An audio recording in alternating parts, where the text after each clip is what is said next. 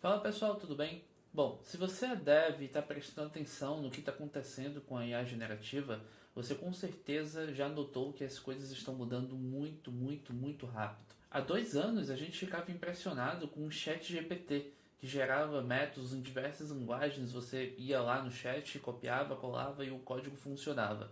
Hoje, com um simples prompt, você praticamente já consegue construir aplicações inteiras. E a dúvida que fica é: qual vai ser o papel do dev nisso tudo?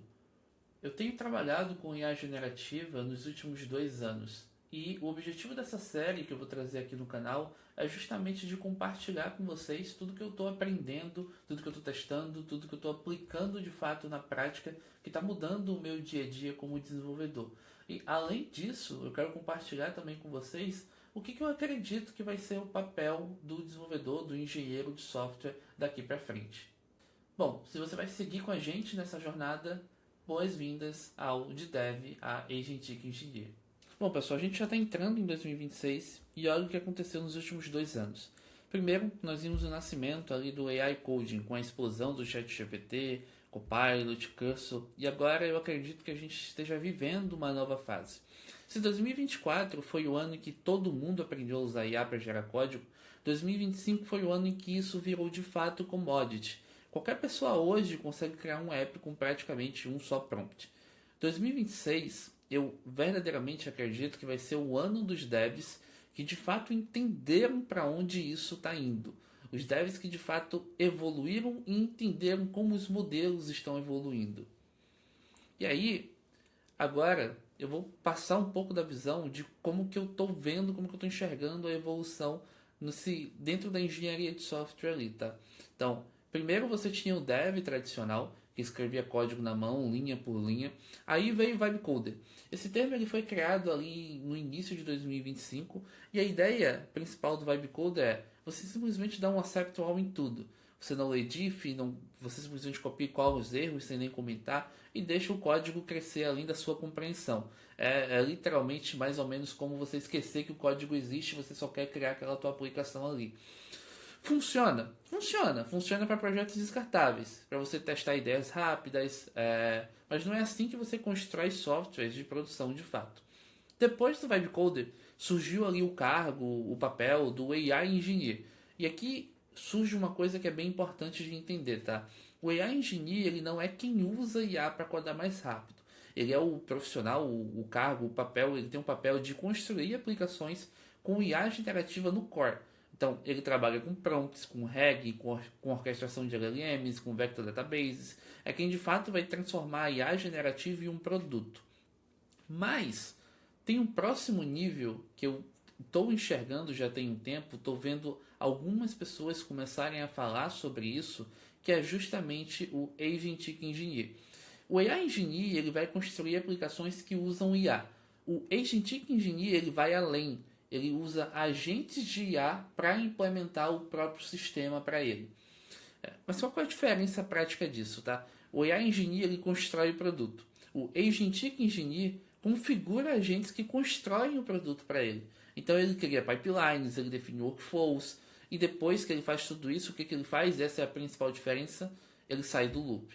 Então a codebase ela começa a se construir enquanto ele supervisiona ou faz qualquer outra coisa. E é aí que a gente vê a principal diferença entre construir com a IA e ter a IA construindo de fato para você. Agora deixa eu explicar para você a diferença técnica entre AI Coding e Agentic Coding, tá? Porque isso vai ser o core de tudo. Então, no AI Coding, a maioria das ferramentas já faz isso hoje em dia. Se você usa o Cursor, Copilot, Chat do Claude, você prompta, o modelo sugere código, você aceita ou ajusta e repete. Você não precisa mais copiar e colar como antigamente, quando surgiu o ChatGPT, as ferramentas já fazem isso, mas o fluxo ainda é conversacional. Você está ali o tempo todo, você está dentro do loop, decidindo cada passo. Tá? No Agent Coding é diferente. O modelo ele não só gera código para você, ele executa também ferramentas. Ele lê arquivos do seu projeto, ele edita código, ele roda comando no terminal, ele faz git commit, ele cria branches, ele roda testes. Só que o mais importante vem agora. Ele faz tudo isso em loop.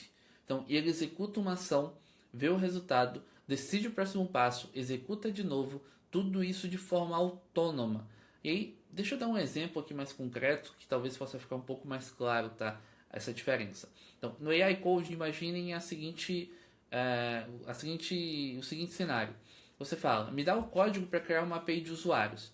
O modelo ele vai gerar o código, você revisa, aceita, testa, vê que deu erro, volta para o chat, ajusta o prompt, você está ali o tempo todo. No Agentic Coding, você fala, cria uma API de usuários seguindo o padrão do projeto.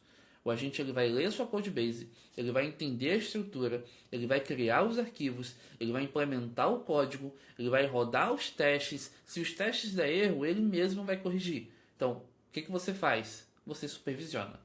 Tá? Então, é isso que eu tenho estudado, que eu tenho aplicado, e é como você construir esse sistema que constrói os sistemas que eu quero compartilhar nessa série de vídeos.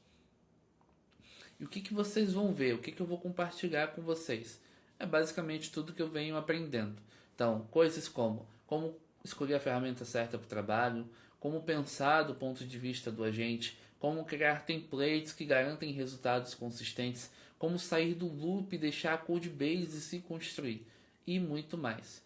E para quem é essa série, pessoal? Essa série é para você que é dev e quer entender como a IA vai mudar o seu trabalho. Você que já usa ferramentas de AI Coding no seu dia a dia, só que você quer fazer muito mais. Você que está cansado de ficar simplesmente ali mandando prompt pro cursor esperando resposta, mandando esperando resposta, mandando esperando resposta. E você que quer se preparar para o que vem pela frente. Porque se vocês não notaram isso ainda, a carreira, o cargo de um engenheiro de software está mudando. Então, corram atrás o quanto antes, tá? E aí um disclaimer super importante aqui é que apesar de vocês poderem assistir, e quem são vocês que eu estou falando agora, tá? Você que é iniciante na área de programação, você pode assistir todos os vídeos, com certeza você vai tirar bom proveito disso, mas o meu foco não é você. E por que o meu foco não é você? Porque mesmo com os modelos evoluindo do jeito que estão evoluindo, ainda assim, principalmente quando a gente fala ali de sistemas críticos, você precisa ter uma certa revisão no que a IA está gerando para você. Então você pode automatizar 95% das coisas. Em sistemas críticos, você ainda vai precisar atuar como revisor antes do código ir de fato para a produção.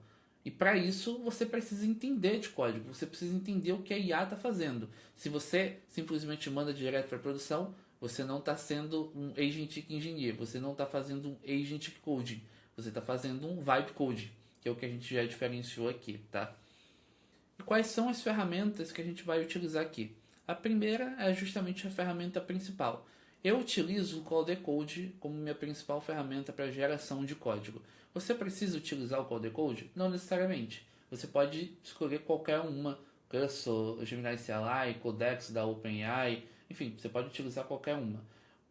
Uma coisa importante aqui vai chegar num determinado ponto, um determinado nível, que vai ser interessante que vocês usem uma ferramenta de CLI.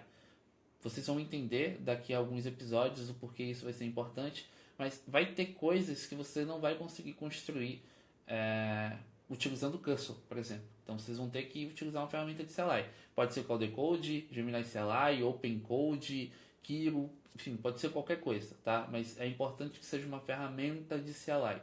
E além disso, você pode utilizar qualquer editor de código, tem uma conta no GitHub para poder acessar todo o código, eu vou estar deixando o repositório para vocês, tá? Enfim, coisas bem básicas. Aqui a gente já está encerrando praticamente o vídeo, tá? Mas eu quero reforçar uma coisa para vocês que eu já reforcei bem durante o vídeo, umas 2 ou 3 vezes, mas eu vou reforçar mais uma vez, porque eu acho que é extremamente importante que isso fixe na cabeça de vocês, tá? Então, a engenharia de software, ela está mudando, e ela está mudando bem rápido.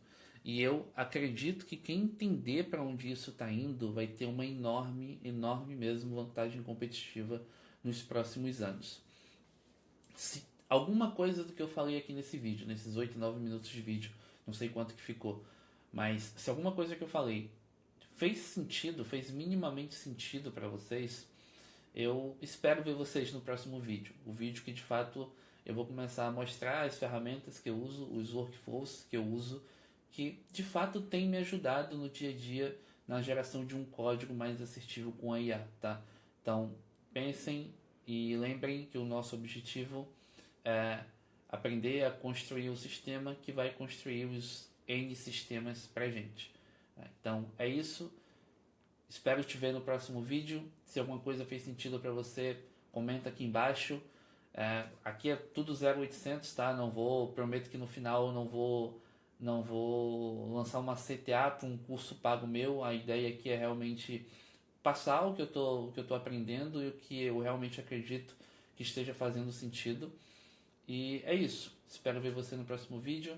Se você não é inscrito no canal, se inscreve, deixa o seu like e até a próxima.